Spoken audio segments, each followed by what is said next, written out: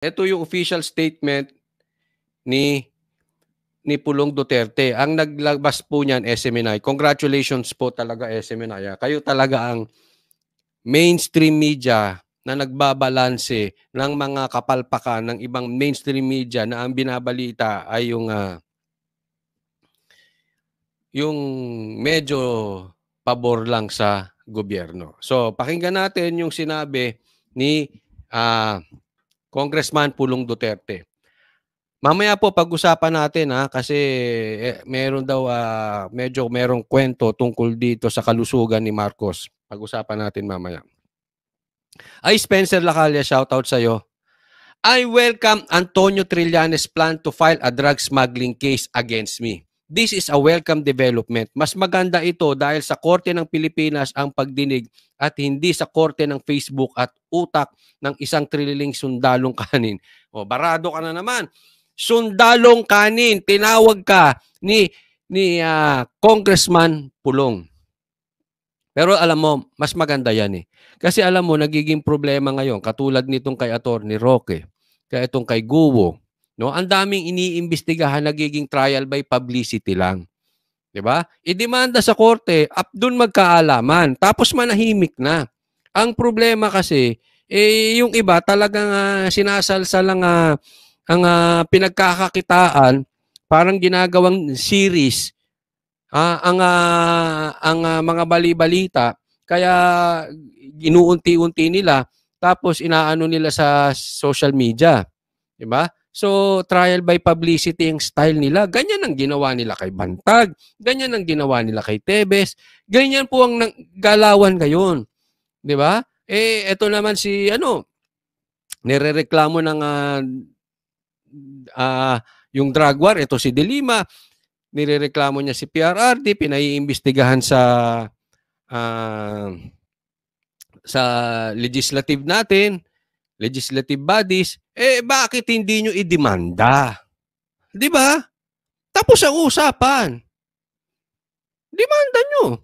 Eto nga, si Trillanes magdidemanda, pati daw si PRRD ididemanda. Pero maputol kita, Trillanes. Ang tagal mo nang sinasabing papasok ang ICC, June, di ba? Trillanes, asan na? Tatawagin kitang puro tahol, walang kagat. All bark, no bite. Sabi mo, June, papasok ang ICC. Anong petsa na? July na. Next week, August na. Wala pa rin yung ICC. Di ba? So kung hindi nyo kayang papasukin, wag nyo nang i-announce. Ganyan din kasi to si Boying Rimulya, di ba? Ilang beses nilang sasabihin, mahuhuli na si Bantag, mahuhuli na si Tebes, mahuhuli na si Pastor Kibuloy. Announce ng announce. Lagi may pa-presscon. Ngayong hindi na kaya magpa-presscon ni Boying, si Trillian, yung spokesperson naman nila, yung si tinatawag ni Atty. Topacio na utoy. Salita ng salita na mahuhuli na, pauwiin na. Hanggang ngayon, wala pa rin. 'Di ba? Hindi ko po kayo inaano kung hindi nyo kayang gawin. Mauunawaan ko, hindi po madaling manghuli. Pero sana, tigil-tigilan nyo na yung kaka-announce ninyo. Tapos nasusunog kayo, hindi naman nangyayari. Same thing dito. Sabi nyo, papasok ang ICC. Anong petsa na? Nakapasok na ba? 'Di ba? Kung iba yan, nag-aantay makapasok at ang tagal mong pumasok, matatampal ka. Pag sinabi mong papasok na, papasukin mo na. Baka lagnatin pa eh. Sabaw na natapon pa. Di ba? Pasok na papasok ang ICC, hanggang ngayon wala pa naman. Puro kayo salita. Tuloy tayo. This move will allow us to address these accusations through the proper legal channel, ensuring that the truth will prevail. Kaya nga yung parang dati nangyari yun, yun talagang parang harassment lang sa mga Duterte. Nangyayari naman po yan, alam naman natin. Sa Senado, puro grandstanding lang ng grandstanding, wala naman nangyayari.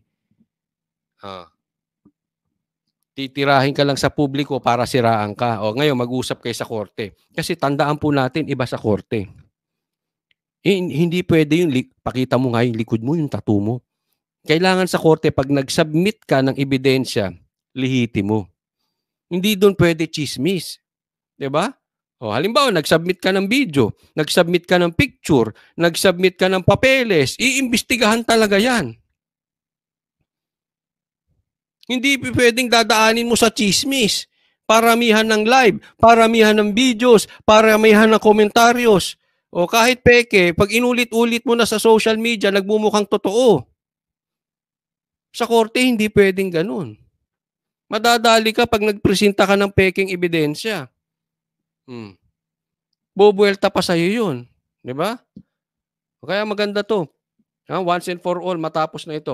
I have always maintained my innocence and I am confident that the judicial process will clear my name. It is important to rely on our legal institutions rather than resorting to trial by publicity or baseless allegations. Alam mo yung demanda niya?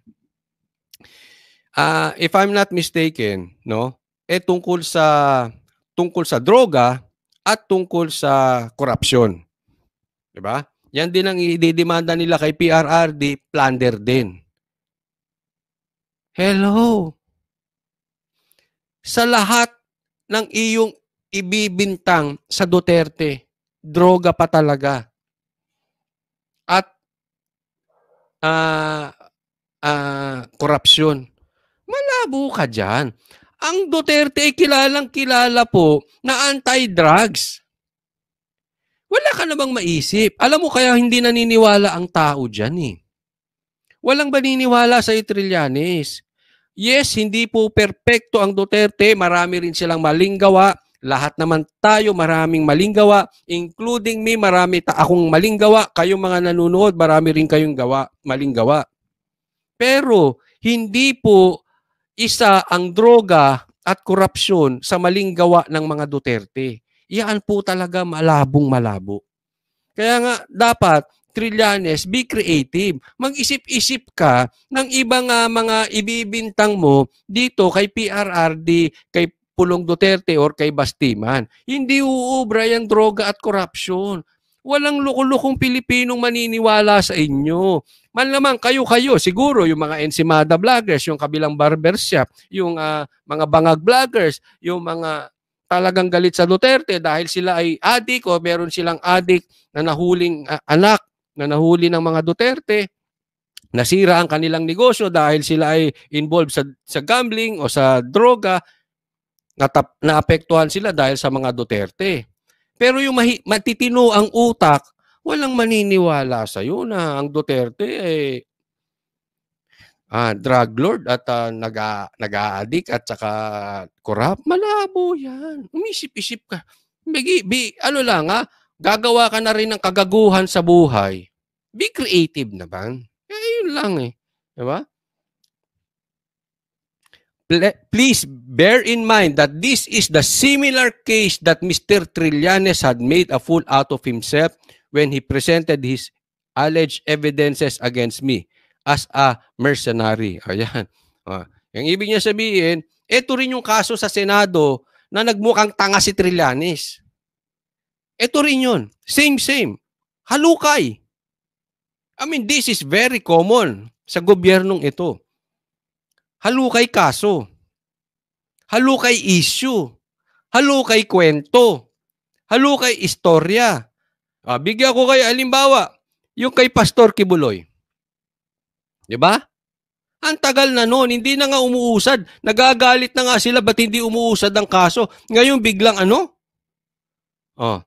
Yung kaso dito ni Kuya Gob, dyan sa Davao, dahil pinayagan mag-rally ang Maisog, anong nangyari? Di totoo lang, anong nangyari? Kinalkal yung mga kaso. That is again very common in this administration. Kalkal kaso. Yan po ang pinupunto ni Pulong Duterte. I am not surprised who Mr. Trillanes has once again fooled to fund this desperate attempt to peddle this baseless story to the Filipino people. May tanong lang ako, President Marcos. Bongit. Wala ka bang magawa dito kay Trillanes? Dahil ito ay lantarang lokohan. Di ba? Hindi ko sinasabing kayo po ang nasa likod nito. Pero baka naman pwede niyong sabihan o magbigay kayo ng statement, official statement na hindi niyo kinukonsente yung ganito. Because this is an attack against the Duterte. And whether totoo or hindi totoo, against the attack of the Duterte, hindi maaalis na isipin ng taong bayan, konektado po kayo dito. Kayong dalawa ni Tambaluslos. So, kung hindi po kayo connected dito, just make an official statement. Sabihan nyo siya kung ayaw sumunod. Gawa kayo ng official statement. Kasi this is very, very, very, very obvious. Talagang magpapaulan nagdemanda to si Trillanes. Okay? At ito tingnan natin. Matrabaho po ang demanda. Kukuha ka ng abogado, mahal ang bayad. Ang tanong ko lang ba sa inyo, mabiblame ba natin ang taong bayan na iisipin may pumopondo kay Trillanes para tumahol at gipitin at patunayan yung sinasabi na merong, sabi ni BP Sara na merong political harassment. Kasi yan po ang nararamdaman ng taong bayan. Yan din ang sinabi ni BP Sara. At lahat ng dinidemanda nito, again, sa mga Duterte. So, ipinapakita niyong totoo yung political harassment. But syempre, may gastusin kasama dyan. Sino ang pumopondo? Tayo'y nagtatanong lang. Hindi po madali ito. Hindi ko alam kung ito'y connected sa kanyang pagiging kandidatura kasi kailangan niya ng suporta, kailangan niya ng ingay, no? Kaya ang tanong ko, may pumopondo ba? Siya ba ay nababayaran para tumahol? Tayo'y nagtatanong lang. Ha? Kasi yan po ang sigaw ng taong bayan. Yan po ang natatanggap kong mensahe. Bayad daw yan, may pumupondo. We cannot blame the people. Gaya ng sabi ko, iisa naman ang binabanatan nito, Duterte. Diba? So ang tanong dyan, meron bang pumupondo? At kung may pumupondo, sino tong pumupondo? At kung may pumupondo, one thing for sure, ang sasabihin ko, kung meron man, inggitero, insecure, at selos yan sa Duterte. One thing for sure. Kung meron lang naman. Kasi bakit mo popondohan ang atake sa Duterte? Baka pangit. Baka pangit. Hindi, lang naman kasi naisip ko. Kasi bakit? Pangit. Insecure. Maganda kasi si Sara. Gwapo ang mga Duterte.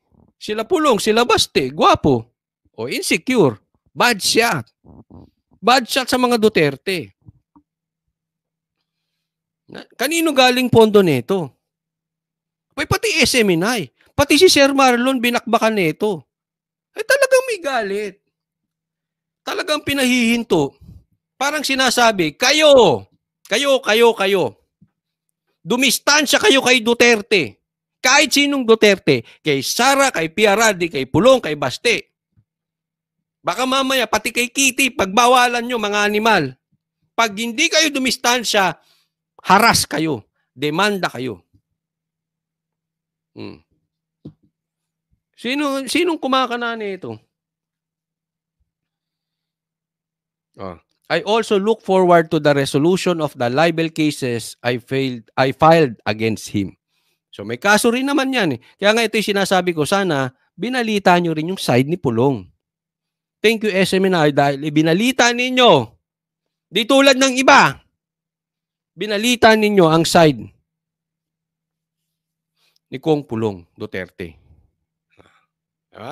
Sa iba wala eh.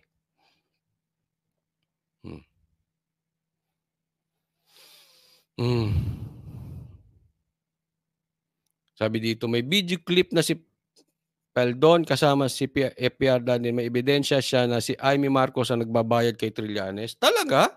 Well, hindi ayokong bigyan ng komentaryo 'yan kasi hindi ko pa napanood. Abangan muna natin. 'Yun, komentaryo po ng isang, manonood. Sabi niya, "May video clip 'yan si Faldon kasama si FPRRD na may ebidensya siya na si Amy Marcos ang nagbabayad kay Trillanes." Puwede, but I cannot, say for sure kasi hindi ko naman napanood pa. Abangan natin 'yan, papanoorin ko 'yan at pagtatanong ko kasi mahirap na baka fake news, eh.